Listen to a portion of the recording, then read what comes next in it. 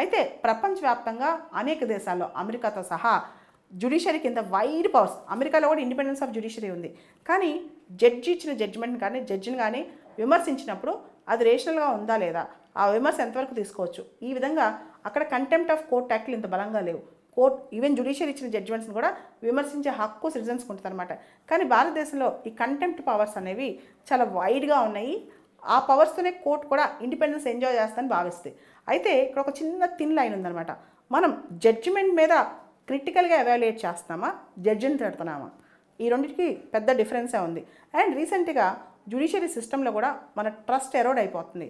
చూసారు కదా, రీసెంట్గా ఢిల్లీలో జడ్జింట్లో కట్లుగా నోట్ల కట్లు దొరకటం, ఆ తర్వాత జడ్జెసే బయటకు వచ్చి ప్రెస్ కాన్ఫరెన్స్లు పెట్టి చీఫ్ జస్టిస్ ఆఫ్ ఇండియా మీద కంప్లైంట్ ఇవ్వటం, అంతేకాదు జడ్జెస్ మీద సెక్షువల్ హరాస్మెంట్ ఎలిగేషన్స్ అవటం, ఇవన్నీ చూస్తే జ్యుడిషియరీ మాత్రం ఇన్నిటికి ఇమ్యూనా? కానీ జ్యుడిషియరీకి మాత్రం రెస్పాన్సిబిలిటీ ఉండదా? వాళ్ళు జడ్జ్మెంట్ ఇస్తే మాత్రం వాళ్ళని అంటే తప్పేంటి అనే క్వశ్చన్ కూడా వస్తుంది. ఈ మధ్య చాలామంది చీఫ్ జస్టిస్ ఆఫ్ ఇండియా మీద కూడా పెద్ద పెద్ద ఎలిగేషన్సే చేస్తున్నారనమాట.